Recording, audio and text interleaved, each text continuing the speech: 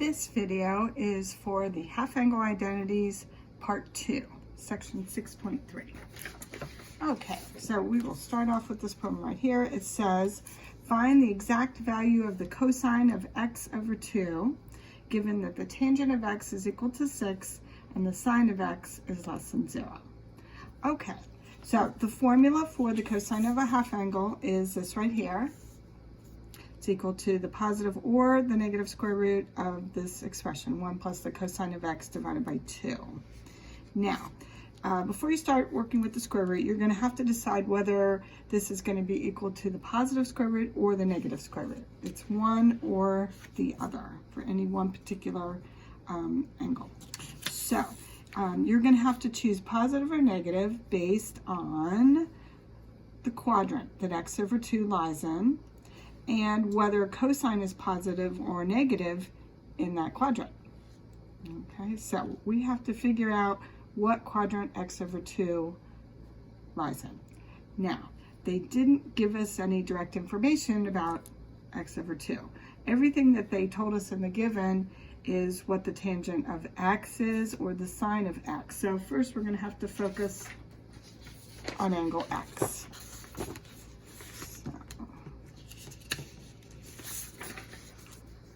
So starting off, we know that the tangent of x is equal to 6 and the sine of x is less than 0. Okay, so we can figure out which quadrant x is in from those two things. Tangent is positive. It's either going to be in quadrants 1 or 3. If the sine is less than 0, then it's going to be one of the lower quadrants, 3 or 4, since that's where sine is negative.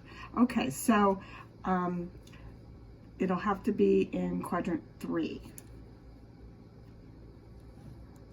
All right. This is angle x, quadrant 3. Okay. Now, how does that help you figure out which quadrant x divided by 2 is in, or half of x? You can write an inequality. All right.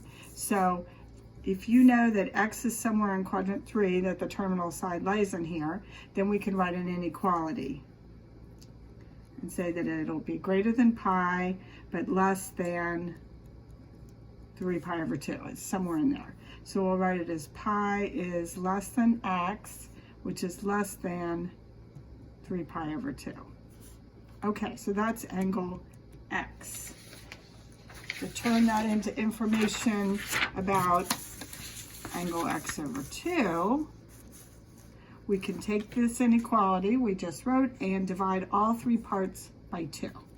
So I just recopy the inequality, which has x in the middle, and divide all 3 sides by 2. And now I have x over 2 in the middle. And x over 2 will be greater than pi over 2, but less than 3 pi over 4.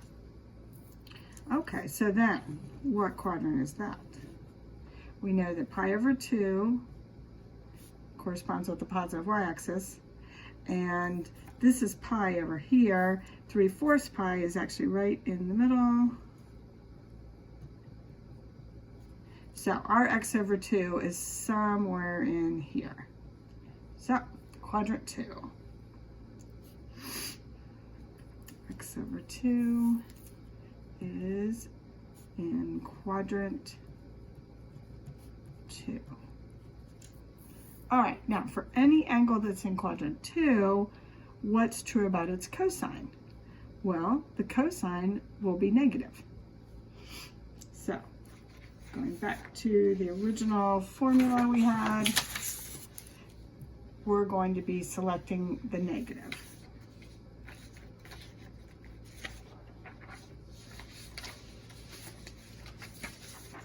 Okay. So here's what we got so far. So now we know that the cosine of x over 2 is going to be equal to the negative of that square root. Okay, so to work this out, we need to figure out what the cosine of x is. 1 1 plus, we'll have to put that value in there, and then divide it by 2. Okay, so now we're back to looking at angle X. Go back to your information about X. All right. We know that X is in quadrant 3, so we can draw a reference triangle. So if we just draw up here, and here's our reference angle. Okay, and we know that the tangent of X, that's going to be equal to the opposite over the adjacent. Okay. All right, so you can take 6 and you could make it 6 over 1. All right, and you could put 6 here and 1 there. But you have to remember, in quadrant 3, a point will have a negative X coordinate and a negative Y coordinate. So both of these numbers will need to be negative. So we're going to think of our tangent as -6 divided by -1, which still works out to be +6. Okay, so then we can find the missing side of the reference triangle. So we'll just call that R. We'll use the Pythagorean theorem.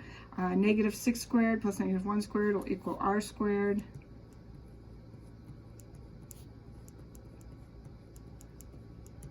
So 36 plus 1 is equal to R squared. 37 is equal to R squared. So R is going to be the positive square root of 37. All right, the hypotenuse is always positive. Okay, now this is for angle X. I always have to keep track of which angle it is. And what we're trying to do is find the cosine of X. Okay, so using this triangle here, the cosine of X is the adjacent divided by the hypotenuse. So that's going to be -1 divided by the square root of 37.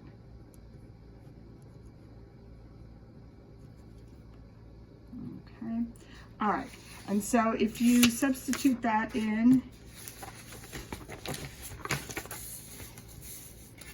you get a very odd looking expression. Okay, all right, now this really can be simplified. I noticed that in the advanced topics textbook, they did not do a lot of simplifying. Instead of saying, say, add a negative, they did say subtract. But in several problems, I noticed that they just left it in that form. It's not going to simplify to anything super simple, but we really could do better. All right. So just so you know, if the book leaves it in that form, you may also. But really, we could do more. We could take the 1 over the square root of 37 and rationalize that little fraction so that it's 1 minus the square root of 37 over 37 divided by 2. And then you could take these things and simplify a little bit more. Okay. We could make it one fraction in the numerator and then divide by 2. Let's try that. So 1 whole, if I get a common denominator, it would be 37. So 37 over 37 minus root 37 over 37 divided by 2. So then when I subtract the fractions in the top, I'm going to have 37 minus the square root of 37 over 37, and then that's divided by 2. Okay. And I can basically take that fraction here, with the one with all the 37s, and multiply it by 1/2. So that would give me 37 minus the square root of 37 over 37 times 1/2. Which would be 37 minus the square root of 37 over 74, okay? Which is really probably the best form. It still has a square root under the square root, so it's kind of a crazy answer, but I think this is the best form.